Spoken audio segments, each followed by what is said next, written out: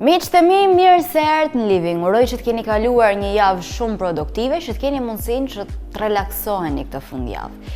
Duke shpresuar gjithashtu që të kalojmë minuta të këndshme së bashku, startojmë emisionin pikërisht me diçka interesante. Plasëm, t'i shemim ato bunkjerët, edhe na duken aq ndoshta deri diku jo vetëm të pa bukur, por na kujtojnë gjëra aq trishtueshme sa duam që t'i heqim një herë përgjithmonë nga përdorimi edhe nga syri jon. Mirë po, interesantja është se këto jashtështetësit janë shumë interesant. Na ndodh shpesh t'i shohim ndoshta duke qarkulluar nëpër Shkodër e themi, po ç'a dojnë këto në Shkodër, ç'a vinë të shohin.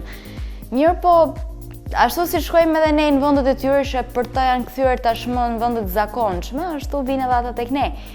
Mirë po ta dini ju se fama e bunkjerëve ton ka rritur deri në Amerikë. Me siguri, ato bunkjerë që mund të keni apo me cerejt në shtëpiat tuaja, do t'i ktheni në mini muze të vogla dhe të ftoni gjithë turistët që t'i shohin. O njoftoj që të shihni insertin edhe të shihni se ndonjëherë gjërat që ne na është mësuar syri në vendin ton janë interesante, goxha interesante për vizitorët. Ndiqeni.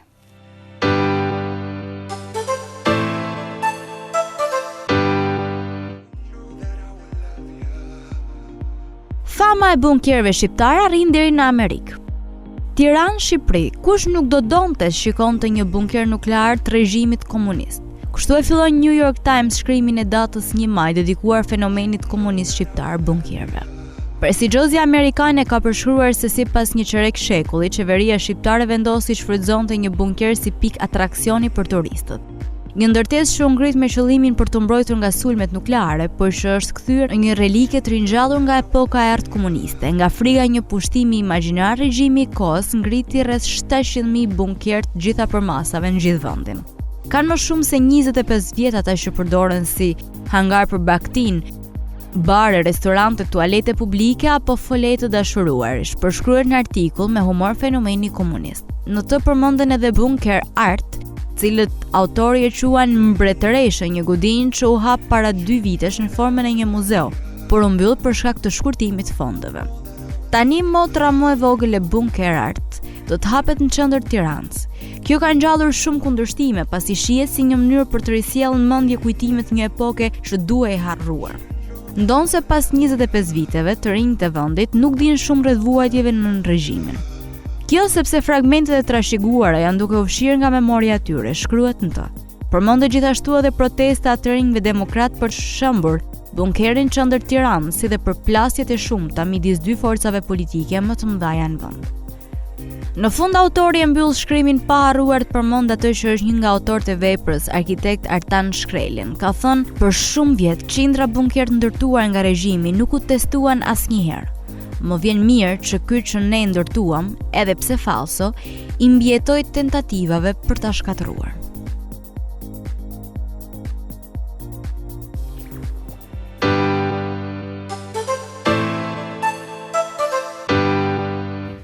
Në këto momente rikthehemi sërish bashku pikërisht për diçka tjetër interesante. Do kemi mundësinë që të shohim cilat janë 13 qytetet europiane në cilat mund të kalohen disa ditë pushimi, përveç të këndshme, por edhe më çip, më lirë. Ju ftoj ta ndiqni edhe nëse keni diçka interesante duke u nxitur nga kjo që do shihni për të shkuar për t'i vizituar, ta ndani me ne, do jemi të lumtur ta transmetojmë Living. Ndiqeni.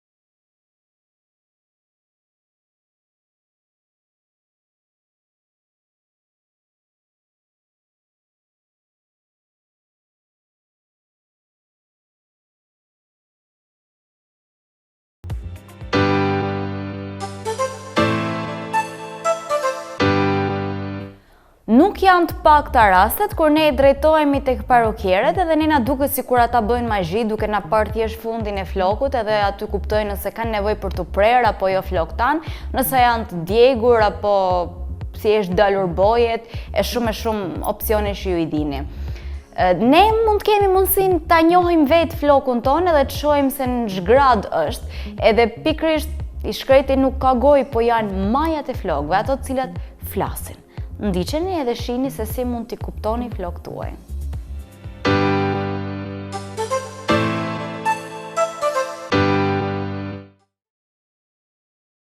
Shikoni çfarë tregojnë majat e flokëve për ju. Pavarësisht se origjina e krijimit të majave të ndara të flokëve mund të jetë e njëjta, pra dëmtimi nga faktor të jashtëm, kjo nuk do të thotë se çdo lloj maje është e njëjtë. Zakonisht femrat ankohen për krijimin e tyre dhe fajsojnë mënyrën e larjes, bojrat e flokëve, tharjen apo stilimin e flokëve për krijimin e tyre. Por çdo lloj maje tregon diçka ndryshe. Kjo majë duket si një qiri dhe është një fije e vogël e zgjatur në fund fijes normale të flokëve. Këto maja kputen vazhdimisht dhe kanë nevojë për sa më shumë vajra apo maska për të parandaluar avancimin e tyre. Kjo lloj maje është faza e parë e dëmtimit të flokëve tuaj. Maja e zakonshme, e ndarë në dysh. Kjo është maja më e zakonshme që mund të shikoni në flokët tuaj. Ajo vjen si shkak i ndarjes së qelizave të flokëve dhe mund të rregullohet lehtësisht me anë të trajtimeve të flokëve me ushqyes të ndryshëm. Zgjidhni maskat apo kremrat përshtatshëm për flokun tuaj për t'i zhdukur majat e ndara. Maja e vogël është e ngjashme me ndarjen në dysh të fijes të flokëve, por maja e krijuar është më e vogël. Kjo do thotë se jeni në fazën fillestare të krijimit të majave të ndara dhe jeni në kohë për t'i rregulluar ato lehtësisht. Maja treshe, këto maja ngjajnë si dhëmbët e pirunjve dhe janë më pak zakonshme. Ata tregojnë një dëmtim më të madh fibrës flokëve dhe është e nevojshme të bëni një trajtim të thellë tyre. Në këtë rast këshillohet edhe prerja e tyre për shmangur krijimin e mëtejshëm të majave treshe. Majat pemë janë ato maja të cilat kanë më shumë se 3 ndarje dhe zakonisht krijohen vetëm një anë të fijes të flokëve. Në këtë rast duhet të caktoni një takim me parukierën sa më shpejt dhe të përdorni sa më shumë produkte ushqyese, pasi flokët tuaj do të kputen gjithnjë më shumë. Nyja. Maja e cila duket sikur fija juaj është bërë nyje, zakonisht krijohet tek flokë kajshurrel dhe nga ngatrimi i tyre dhe volumi që kanë. Në këtë rast duhet jeni të kujdesshëm kur i krijini flokë për të mos i kputur ata. Përdorni zbutës gjatë larjes të flokëve për të parandaluar krijimin e tyre dhe për t'i krehur sa më lehtësisht flokët tuaj.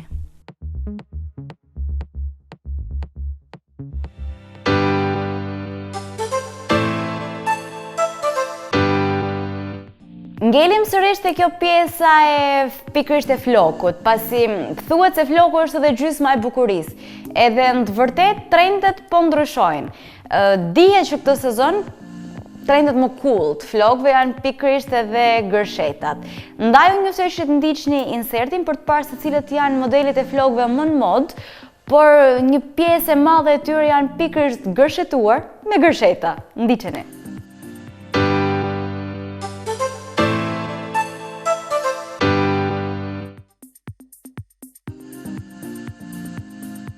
Modelet e flokëve më cool për këtë pranverë.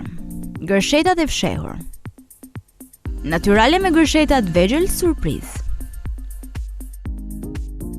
Bishti i lartë me gërshet. Nyje me perla. Bishti i lartë dhe ca flokë të reja. Onde plazhe.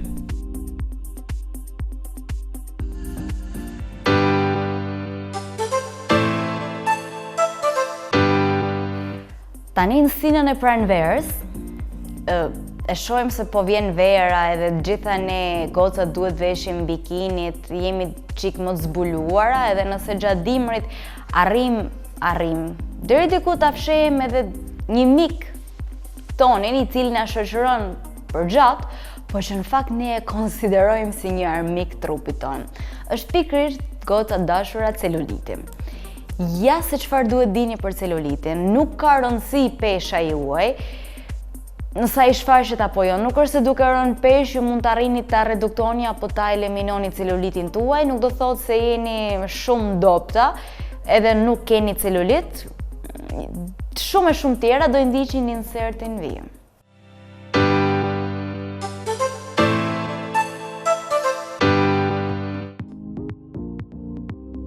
Ja çfarë duhet dini për celulitin.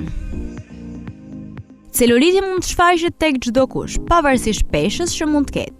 Shenjat të tij vijnë si shkak i zgjerimit të fibrave të kolagjenit, por celuliti mund të reduktohet nëse ju filloni ta trajtoni përpara se të përhapet kudo. Ja disa gjëra që duhet dini për celulitin. Celuliti është më i zakonshëm tek femrat. Femrat janë më të prirura të kenë celulit se sa meshkujt. Kolagjeni tek femrat është i vendosur në mënyrë paralele, ndryshe nga meshkujt që e kanë vendosur në formën X.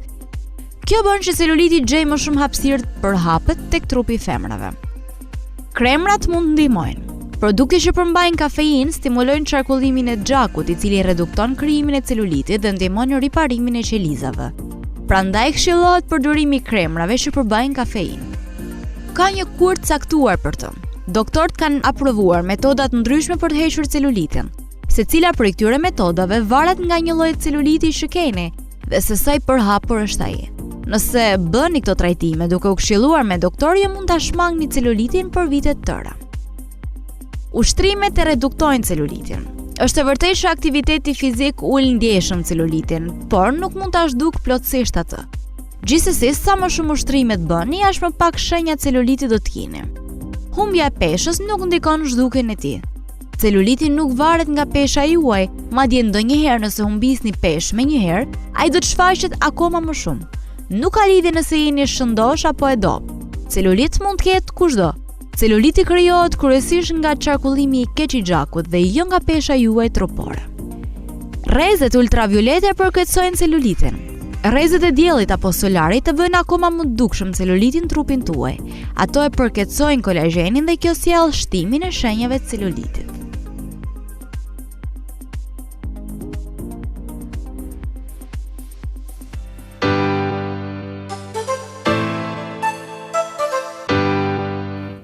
Këtë herë i kthehemi për diçka që nuk është vetëm femërore, është një problem i dyja gjinive, se mos më akuzoni se mendoj vetëm për femrat. Po, fatkeqësisht ne kemi çik më tepër probleme, ndaj edhe disa inserte janë më shumë kushtuar problemeve tona. Edhe pak feministe e keni prezantuesen, kështu që taksirat. Problemi që do shtrojmë këtë herë është pikërisht se gjithë veshim xhinse, janë aq të përdorshme nga të gjithë ne. I blejmë edhe në rrinë mrekullisht mirë, derisa vjen një moment kur ato hapen, edhe nuk rrinë më aq bukur në trupin tonë. Mirë po, është një sekret të cilin Living do ta ndaj me ju. Mund ta ndiqni gjatë insertit.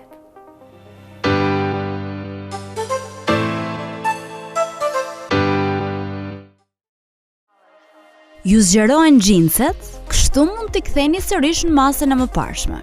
Është një prej gjërave më të zakonshme që na ndodh. Kur i blejmë xhinset, ato na rrinë mrekullisht mirë pas trupit, por me 2-3 herë të veshur zgjerohen dhe bëhen mundësisht edhe me gjumë.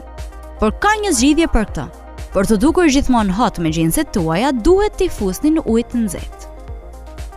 Lajni xhinset në lavatriçe me temperaturën më të lartë. Por nuk duhet përdorni asnjë lloj zbutësi rrobash. Pasi t'i keni larë me ujë super të nxehtë, hapeni në tel, por pa e lënë të thahen. Plotësisht me një heker në nxehtësinë maksimale. Thajeni ato derisa të ndjeni që forcohen. Mbani mend, nxehtësia i tkur gjithmonë fibrat e pambukut. Ky është një truk që mund ta përdorni me çdo rrobë me një material që përmban pamuk, ashtu si xhinset.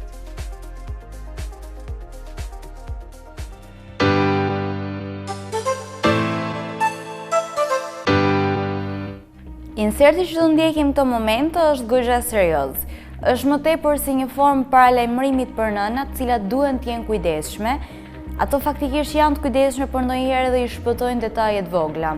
Që nga një shenjë në qafë, e cila vjen si pasojë e një smundje siç ju duhet ndiqni në insert, e cila duket më tepër po ta shihni, do ta shihni edhe në insert si kur të jetë e gërvishtër apo e kryuar nga fëmijët. Ndaj duhet t'i kushtoni rëndësi këtyre shenjave në qafë, sidomos, edhe kështu do të para ndaloni një problem të fëmijës tuaj. Ndiqni insertin.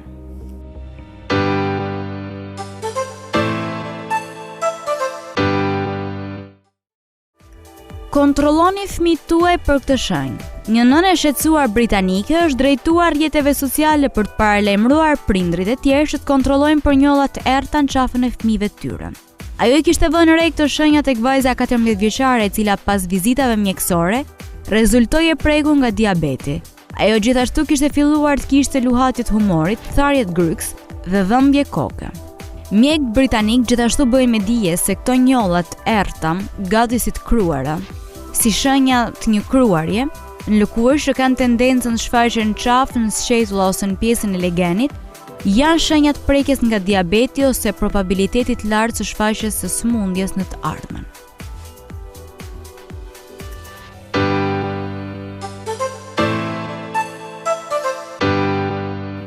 Ngacmimi I lëkurës rreth thonjve është një fenomen edhe më I njohur se ngrënia e thonjve. Megjithatë ju duhet I thoni stop kafshimit lëkurës, jo vetëm për probleme estetike se ngjajnë shëmtuar kur dreskohen, por edhe për diçka vërtet serioze, cilën do keni mundësinë që ta shihni gjatë insertit.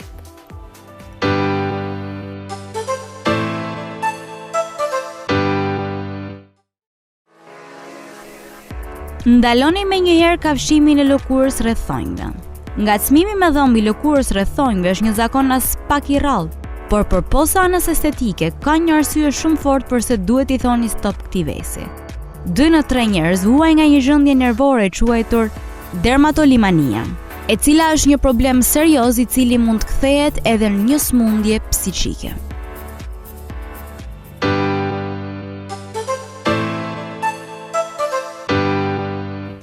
Rikthehemi sërish në studio. Këtë herë rikthehemi për diçka që besoj se do na interesojë gjithëve, pasi është vërtet problematike për këtë stinë. Së bashku me pranverën vjen dielli, vjen dëshira për të mos punuar, për të mos shkuar në shkollë, se gjithëve na shkon mendja keq për pushime. Po ka dhe kjo të këqijat e veta sepse vjen pikërisht me alergjit. Mirë po, ne kemi disa sekrete të voskre që do I ndajmë me ju për t'ju shpëtuar nga alergjia. Ndiqeni.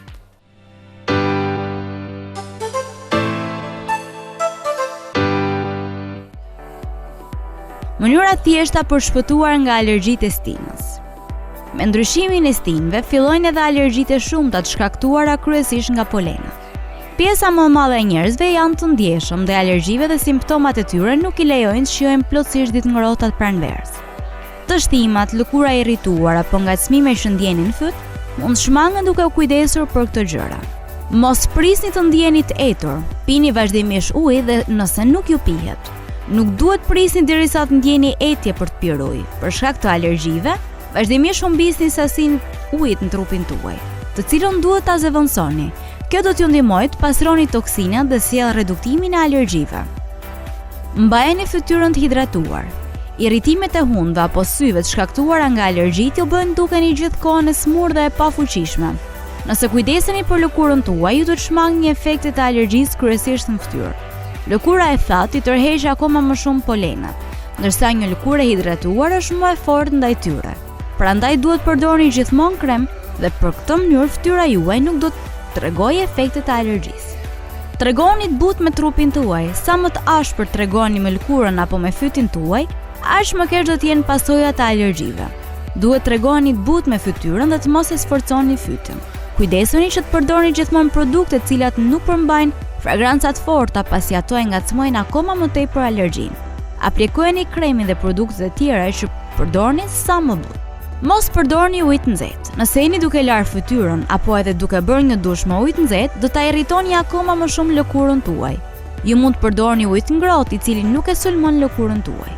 Uji I nxehtë e ul hidratimin e trupit, si dhe hap akoma më shumë porët, dhe kjo bën që të jeni më të prirur ndaj alergjive. Pastroni shtëpinë. Me ndrimin e stinëve, të gjithë bëjnë një pastrim rrënjësor shtëpisë tyre. Pas një dimri të ftohtë, shtëpinë tuaj mund të jenë mbledhur shumë plura nëpër cepat fshehta dhe shtëpia mund të mos jetë ajrosur atë sa duhet. Prandaj duhet bërë një pastrim total I shtëpisë, sepse alergjitë tuaja mund vinë edhe si pasojë e mikrobeve të fshehura në shtëpi.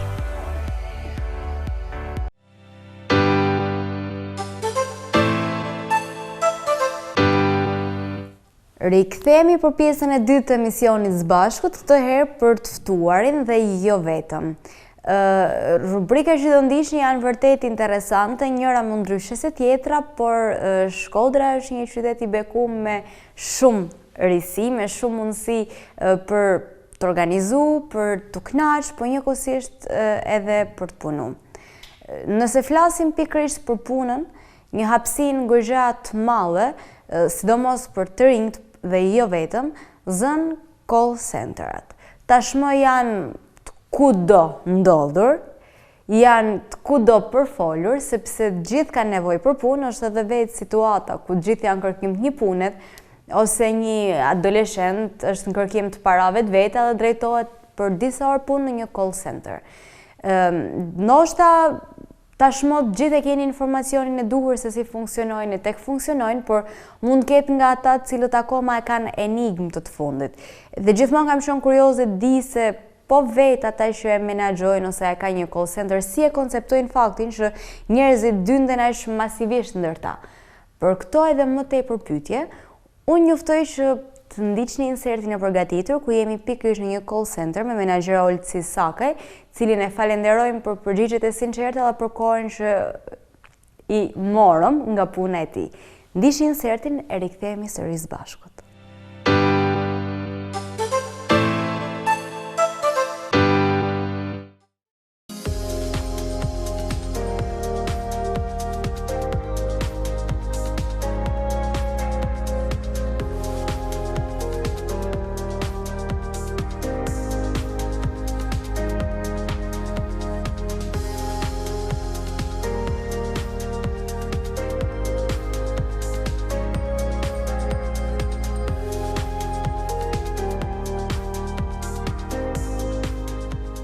Miqtë e mi, si që shihni, nuk jemi më në studion tonë të Living, po jemi në tjetër studio zyre, si që mund të quajmë gjithë.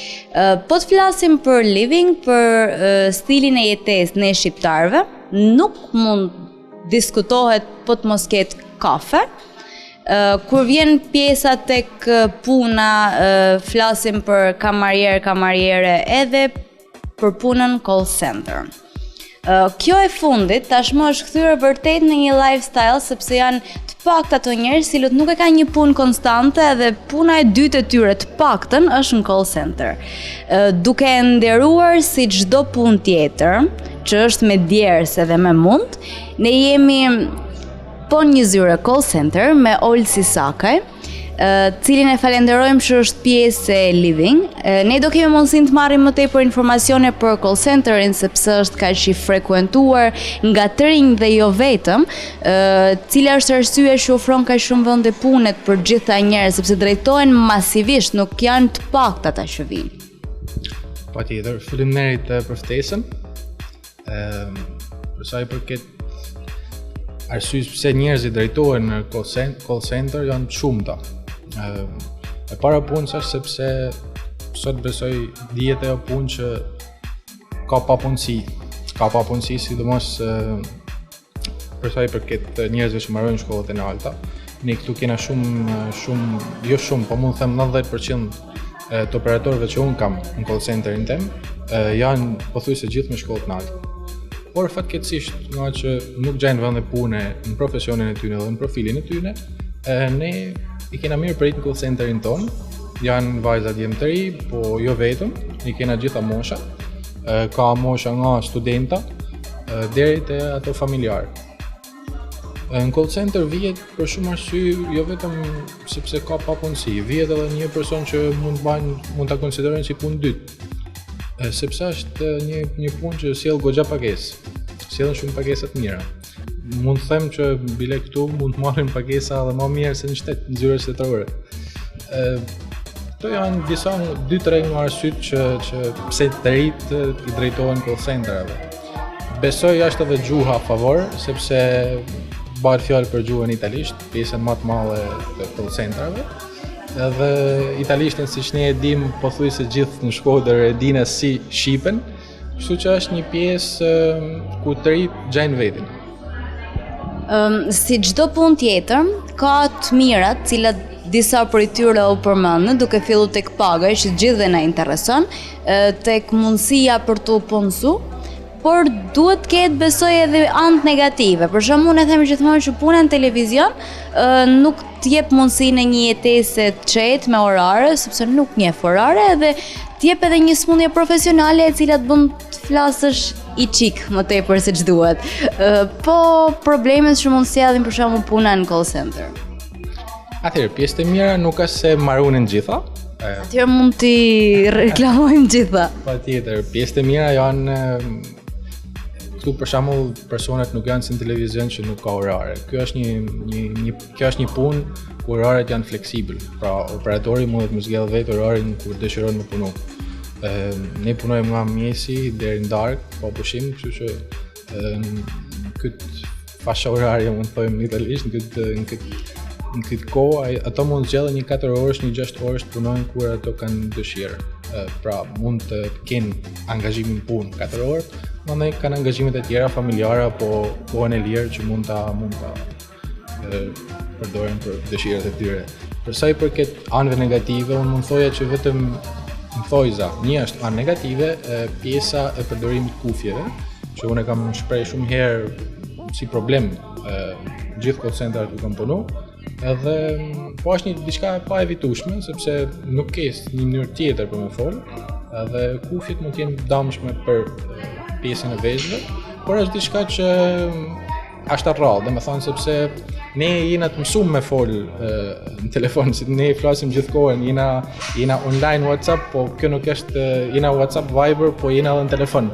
Ishte ne jemi mësuar të flasim me zot lartë, edhe dashje pa dashje i shkaktojmë ndotje akustike njëri tjetrit, kështu që. Shqiptarët zakonisht e kanë në natyrën e tyre me fol me zot nalt, bile unë shumë shpesh i them edhe miqve të mi, pse vërtet u lezonin, mos bërtica ndëgjoj. Jam mirë me vesh, po problemi është që kjo nuk është një problem fakt, me fol me zot nalt, kjo punë don ritëm. Edhe për me pas ritëm duhet edhe një ton zanit i nalt. Domethënë, kjo është një favor në call center, nuk është një disfavor. Kjo mund të jetë disfavor në jetë, mbrapa punë. Gjërato familjar që kur kanë ka 2-3 sidomos në call center, është një problem. Për te shakave, kjo është një pjesë që është e pa konsiderueshme, domethënë pjesa që e tonit zanit është diçka që nuk konsiderohet.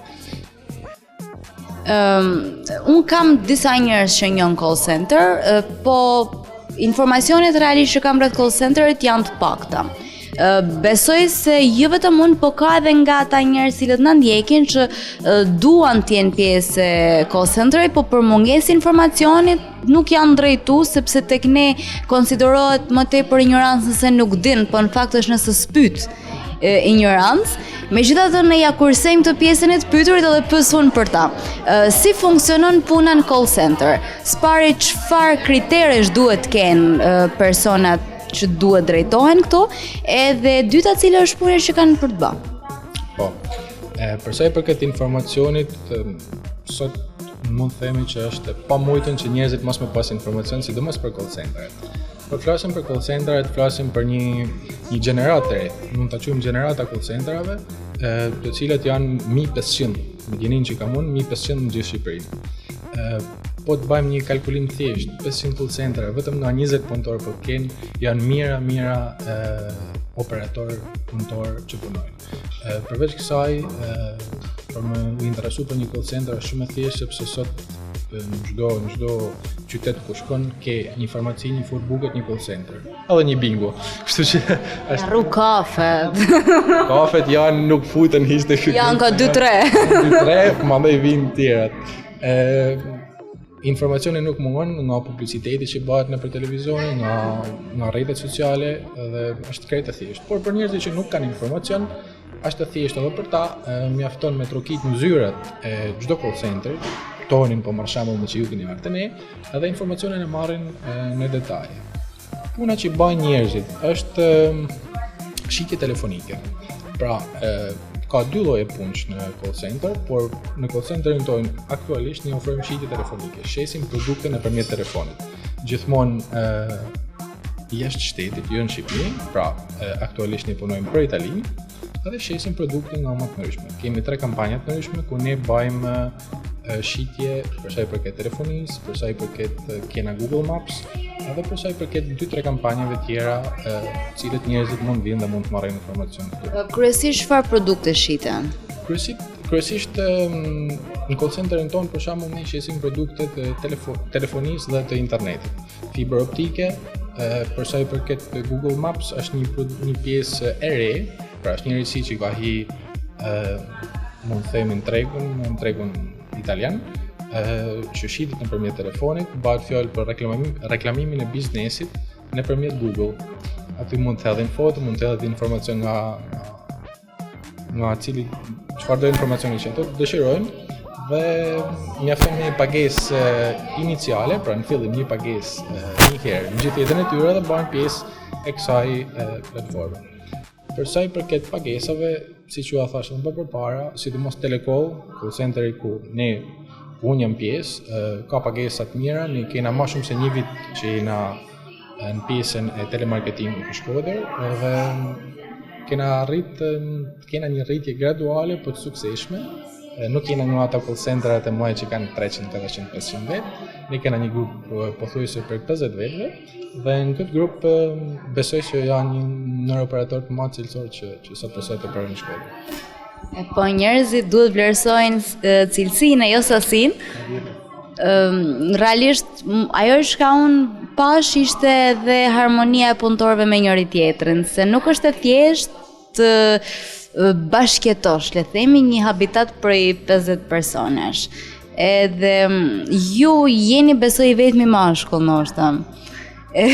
Si është marrëdhënia mes punëtorëve, edhe jush?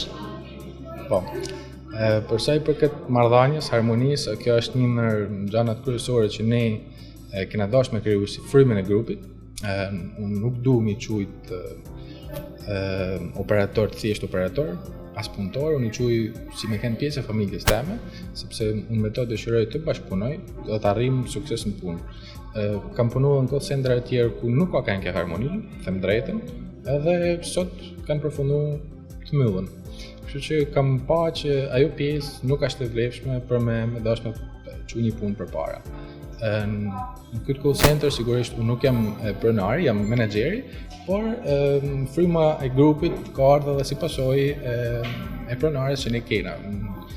Ajo është pjesë e menaxhimit prej vitesh, merret ka qenë drejtoresh në Sukuka, për 6 vjet ka drejtu drejtorinë arsimore në Shkodër, pra besoj se u kuptu që bëhet fjalë për Atrida Fërketin. Cilën duhet ta falenderojmë edhe për mundësinë që na dhash edhe Living Tjetë në ambientet e saj, edhe besoj se edhe ju si staf duhet ta falenderoni për mundësinë që edhe marrëdhënien që ka me ju, diskutoj. Patjetër. Prandaj përmenda sepse duhet të them kam fatin që unë punoj më shumë se një vit me te. Është një drejtuese shumë e aftë, një menaxher e aftë, edhe menaxher e burimeve njerëzore shumë e aftë. Sigurisht ka nga eksperjenca. Ndaj edhe kam ledh një staf të aftë rreth e rrotull vetes. Unë faktikisht tek pjesa e informacioneve kam edhe disa pyetje tjera. Nuk besoj se gjithë paguajnë një lloj, sepse diskutohej që ndoshta pjesa e orëve apo e shitjeve duhet të ketë një lloj rolit në pagesën e tyre. Po, është e vërtet kjo pjesë, jo gjithë paguajnë njësoj, sepse jo gjithë kanë të njëjtën aftësi, si në çdo profesion besoj, por nëse flasim për call centerin ton, mund të them që minimumi i pagesës në call centerin ton është maksimumi i një call centeri tjetër. Pra ne fillojmë me pagesa jashtëzakonisht mira dhe sigurisht po të arrijen bonuset dhe rrezet maksimale, mund dalin operatorët edhe me pagesa më të mirë se vetë kryeministri.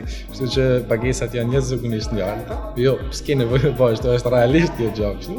Pra kam operatorë jashtëzakonisht aftë që kalojnë në një herë dhe rrez edhe rrogën teme, që më vjeni natë, po e kalojnë, kështu që... Atëherë nuk çëngër ka për tu habit kur dëgjojmë se ka kryer ekonomikun edhe punon në call center ose juridikun, se në fundit po një punojës e banket merrte 300-400.000 lekë vjetra rrogë, edhe të mendosh se ka për të nejtë rreth 8 orë në punë atë stabël, kurse kështu? Okej. Është e vërtet. Pra një operator këtu për 4 orë pune mund të marrin më shumë se një që i punon 8 për 8 orë. Është shumë e vërtet. Këshilloj edhe ty të vish ti bashkë 4 orë këtu. Po kështu po i shpall luftë hapur televizionit komponoj, se i bjen që të largohem nga ata për të ardhur ju, po living kush do ta vazhdoj atëherë. Olci, diçka tjetër që realisht është disi kurioze. Unë nuk erdhi një moment kur call centerat u përhapën aq shpejt, u fol aq shumë për ta një kohë rekord. Unë nuk besoj se në momentin kur ne u mi popullum prej tyre, është edhe momenti kur ata u hapën ose u njohën. Besoj se historiku fillon disi më përpara, po kjo hapja masive erdhi më prapa në kohë. Paktën logjika kështu të bjen. Sigurisht që kështu është. Për sa i përket call centerave, paktën në Shqipëni bëhet fjalë që janë futur në vitet 2007-2008. Në fund viteve 2008 kam filluar unë punën call center si operator i thjesht. Edhe që atëherë nuk e kam lënë, sepse është diçka që unë e bëj me pasion, edhe kam arritur në stadin ku sot jam.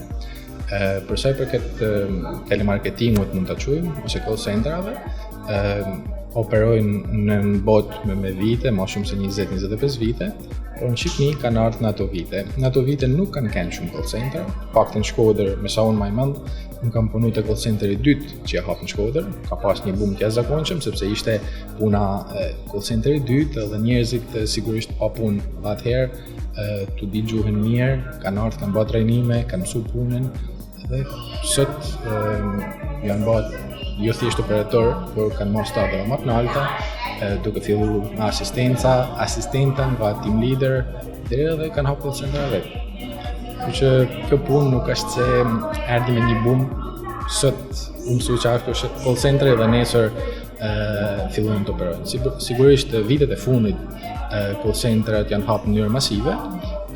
Kjo në fakt i bën pak dëm tregut call centerave, sepse call center nuk mundet me hap gjithkush. Hapin disa njerëz që nuk ja kanë idenë, nuk kanë aftësimin e gjuhëse, edhe në fund degradojnë për 5-6 muaj mbyllin. Por gjithsesi i bëjnë dëm telemarketingut, i bëjnë dëm klientëve që i marrin, i bëjnë dëm edhe vetë operatorëve sepse nuk kanë aftësimin e gjuhëse. Për sa i përket call centerave që kanë rezistuar që atëherë, edhe ato nuk janë shumë, por ato që kanë rezistuar janë të fuqishëm. Janë shumë fuqishëm. Për sa i përket call centeret ku ne jena, ju thash që operojmë për më shumë se një viti, edhe unë shoh rritje çdo muaj. Edhe kjo më pëlqen. Më pëlqen sepse sigurisht tregon që ne mas 2 vitesh, mas i vitit kena me kënë, ndoshta edhe herë më shumë se jena. Edhe sigurisht kjo arrihet të pas aftësi të mira menaxhuese, të pas njerëz që dinë me punu, sigurisht që një drejtues që është i aftë. Nuk flas vetëm për vete, se ndoshta po bëj pak publicitet, po flas edhe për vetë pronaren që e ka. Pra, unë kam në call centerin ku unë drejtoj, kam gjithçka të dorë të lirë, në sensin e mirë të fjalës, ku jep maksimumin tim. Një falënderim du t'ja bëj publikisht edhe zonjës Artrida Fërketi, sepse jo tanë pronart klojnë me ba atë që ti dim me ba, sepse të nërhyjnë, thonë jo ba kështu, jo ba të ashtu dhe pa ditë. Edhe kështu nuk punohet që nuk mundesh me ndërhy dikuj pa e ditë se çfarë bëhet, me i thonë bëhet kështu. Lenja dorë të lirë, edhe kemi pa rezultate të fritet e punës, edhe besoj që jeni aty pa. Jo më kot ne zgjollëm që të ishim call centerin tuaj, se e thatë edhe vetë, është hap edhe call center, megjithatë ne u munduam që të përfaqësojmë diçka e cila ja vlen edhe të flasim rreth një call center i cili është me gjitha parametrat, duke filluar edhe nga ndërtesa edhe të gjitha. E the shpesh punëtor zot, punëtor denjt, aft. Kush konsiderohet i zoti apo i aft si punëtor një call center? Çfarë cilësish duhet të ketë? Janë shumë gjëra që një punëtor konsiderohet i aftë. Mund të jesh sigurisht gjuha është ajo e para, domethënë duhet të jesh një italisht të mirëfill. Por unë më shumë konsideroj, sidomos këto vite që ne jena, pra të konsideroj që call centeret janë hapur që në vitet 2007-2008, sot unë vlerësoj eksperiencën që ato kanë. sepse mund të jesh edhe vetë italian dhe nuk din me bë këtë punë sepse nuk ke aftësi për me shit. Pra kjo është një pjesë e rëndësishme. Mandaj unë kam qenë operator vetë, po për shembull që në vitet 2008 kam qenë operator, kam filluar si operator i thjesht, edhe gjaja që mu më ka bë me keni suksesshëm është se kam pas sigurisht atëherë një menaxher, një drejtuese të aftë që mu më ka mësuar si bëhet puna, por edhe vetë kam qenë shumë interesuar për punën, edhe kam formu mënyrën e shitjes, tu ja vjell në thojza një fjali njerit, një fjali tjetrit, sigurisht operatorëve të aftë që kanë kenë atë kohë, edhe i kam bërë temën. Sigurisht kjo është edhe me intuit, është mund ta themi në thojza me të lidhur edhe kjo punë, sepse për doni inteligencë, jo se personat që nuk e bëjnë nuk janë inteligent, po thjesht nuk mund ta bëjnë ose nuk mund ta përballojnë një punë të tillë. Nuk është krejt e thjesht, sepse ka edhe pjesën e vetë stresuese, ku një ditë nuk bën kontratë operatori për shembull, fillon nervoziteti pse se bana si tek. Po unë mundohem me kenë edhe kur ata nuk bajnë, mundohem me i barrot mirë, ose muzikë, do bash nesër, për mi dhanë stimul operatorëve. Dole pikërisht një pikë ku doja dilja. Doja të tregoja një histori, le të themi personale, sepse një mikeshe imja punon në një call center, edhe një ditë ishte aq e stresume, edhe ta them se cili ishte problemi, sepse ajo ishte në xhamje, sepse ajo nuk kishte bë kontratë, edhe menaxheri i kishte bërtit aq shumë, sa ishte aq e ofenduar si gjithë. Po të kjo, si funksionojnë gjërat, Olsi? Jetja i menaxheri rrept, e thesh që mundohem t'i marr me të mira, po nëse ata nuk ndodh shpesh të mos bëjnë kontrata, cili është sanksioni tyre? Atëherë, fjala sanksion është pak e rëndë për mu përdorë, sidomos në call centerin tonë. Unë kam pas eksperienca para këtij call centerit, shumë vite më përpara, eksperienca të tilla, pra ku menaxheri apo menaxherja apo drejtuesi kanë reaguar në këtë mënyrë. Unë ju përmendëm pak më përpara që kjo mënyrë drejtimi nuk çon askund. Pra, ti po i bërtet atij operator, po e streson, ai mërzitet edhe ka me ikë. Call center tha me ka hap e call center, që mund jetë me ikë edhe gjë një call center tjetër.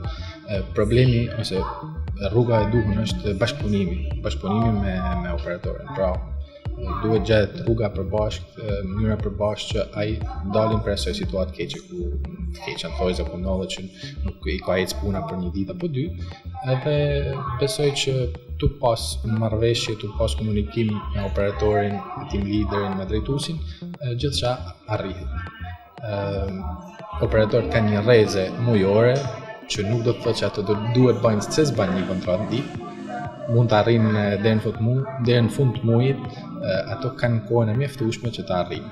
Sigurisht që kërkesa është që ato të bëjnë çdo ditë, jo një po edhe 2 dhe 3, por unë më mirë jam atë parimin që më mirë të arrihet rreze të caktuar, por mos stresohet operatori, se sa të rrish gjithë ditën të i bë gjë në kokë, dhe në fundit provat janë dhënë se duke i bë bësh të veshi, nuk është se po arrihen rezultate.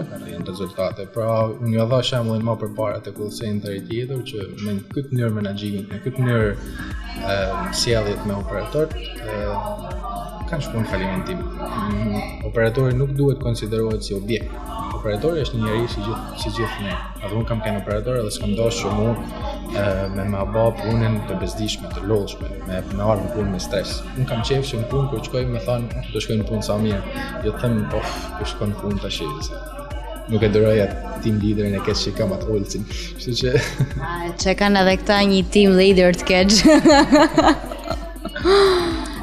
Olsi, po mirë, për shembull punojësja më e mirë, më afta, sa kontrata arrin që të realizojë?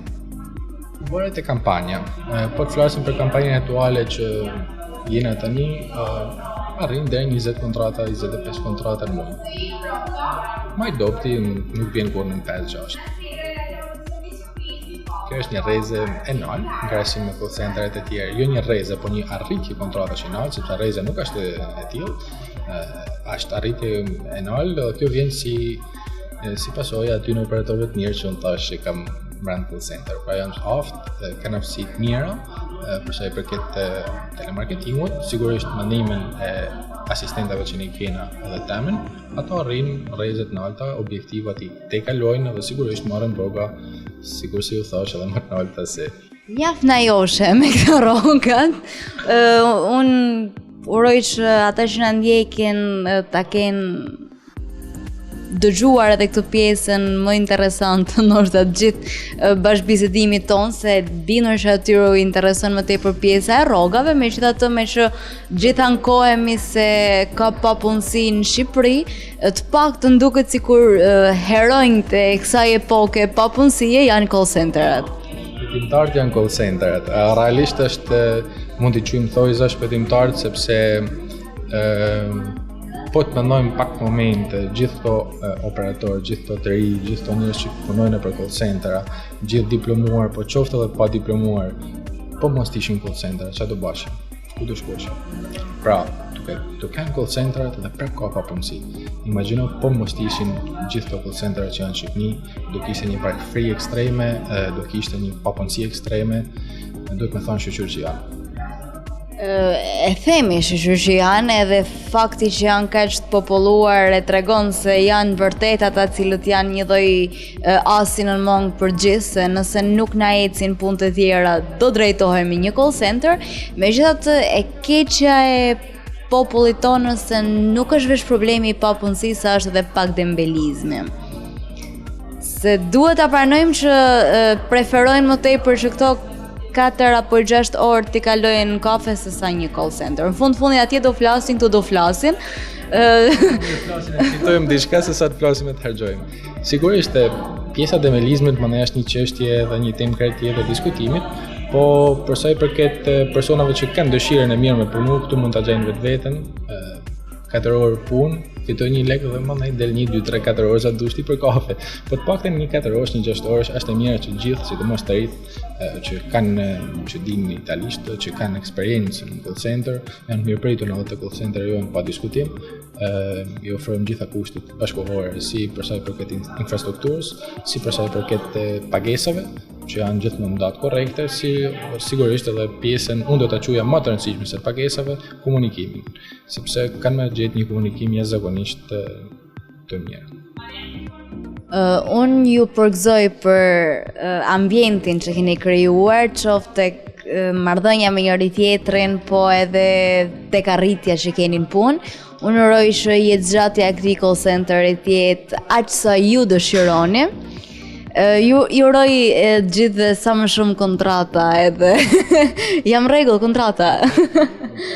Falenderoj zonjën Artrida e cila na lejoi të jemi në call centerin e saj, edhe ju se ju shkputëm nga puna, sepse nëse ju e vut Reul se flet me shumë pasion për punën e tij, edhe nuk është nga ata që do të shkputet mezi pret gjej disa justifikime. Kështu që edhe një herë faleminderit. Faleminderit dhe juve dhe ju uroj suksesin në misionin tuaj.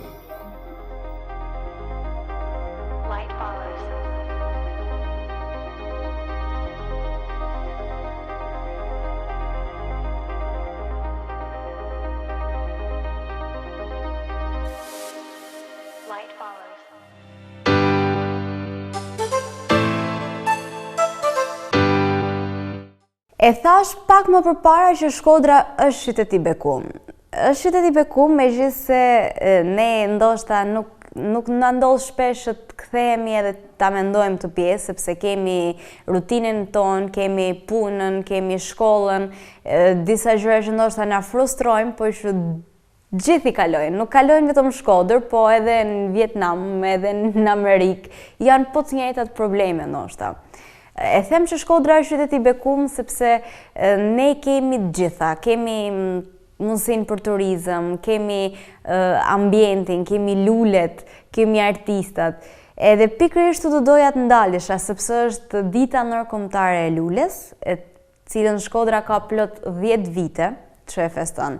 E lumtur të jem edhe unë pjesë e vitit 10 që nga hapja para 10 vitesh e kujtojnë kalane qytetit tonë, e cila ishte një mrekulli për ne, Po kush do ta mendonte se do të kthehej në traditë tashmë dhe se të gjithë do të festonin me 6 maj pikërisht festën e lules. Unë juftoj që ndiqni insertin që të keni mundësi të shihni nëse nuk jeni pjesë, nuk ishit pjesë e sheshit e organizimeve që Shkodra kishte menduar pikërisht për festën e lules, të keni mundësinë ta ndiqni nëpërmes ekranit të Star Plus e njëkohësisht emisionit ton Living. Ndiqeni e rikthehemi sërish bashkët.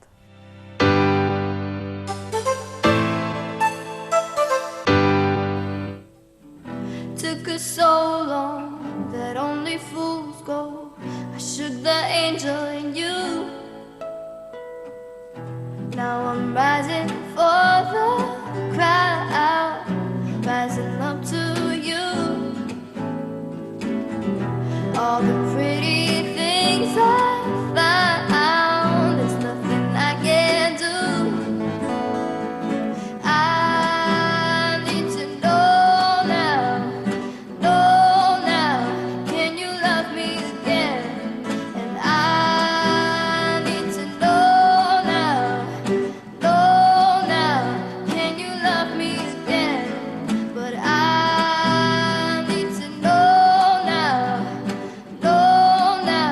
can you love me again? And I need to know now, can you love me again? Like the magic of the Venus.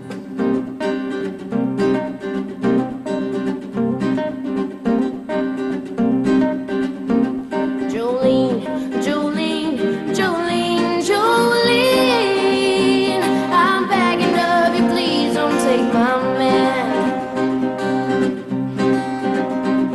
Jolene,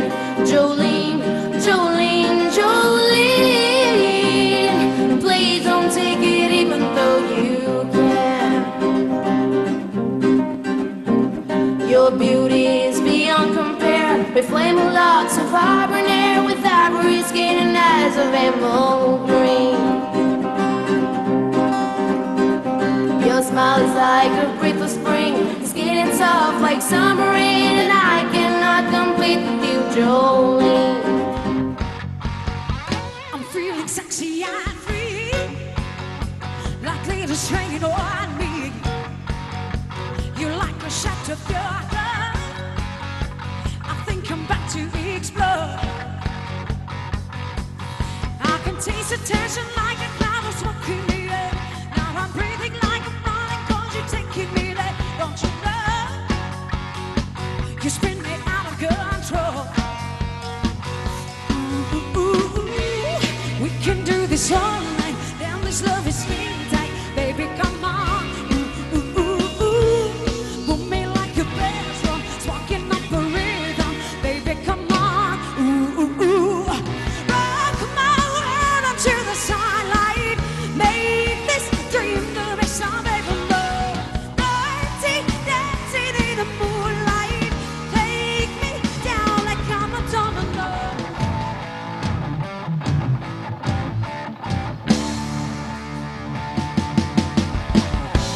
Po t'u pyes pse nuk erdhe përsëri, kush t'i ndali hapa, kush të tha si,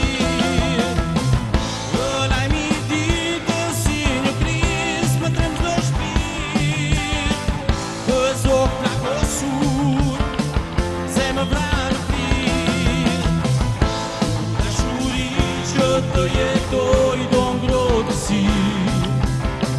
E të gazon pa djelilan, pa katërci. Do të jesh o moshakari vendi ti, ku zhvallësin e do dashurin. Hajde gjithë bashkë! E duam jetën ndaj na liri të jetoj, ma fal, ma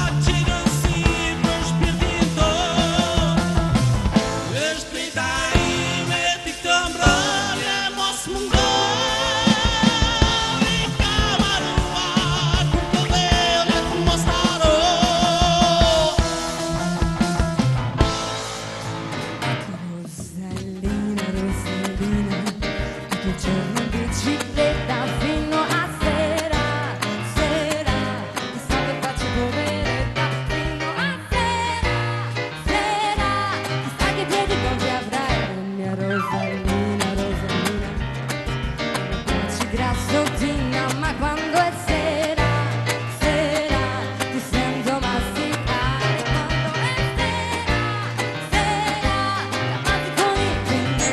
Amore mio, ti voglio bene, come sei eccitata al punto che ti sposerei. No, no.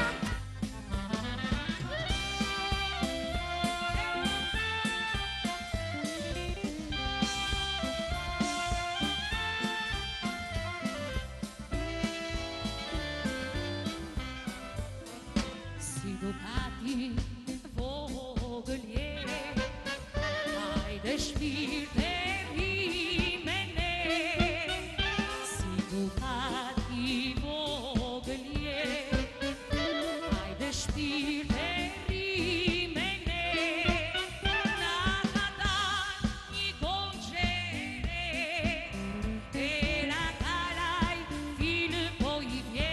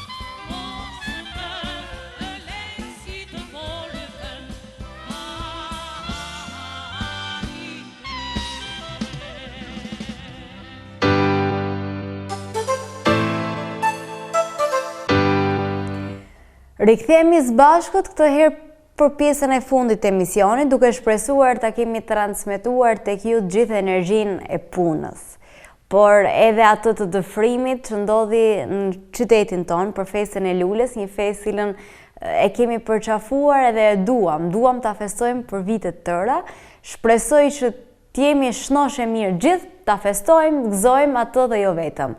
Ju falenderoj që na ndoqët, ju them natën e mirë, e shihemi javës tjetër.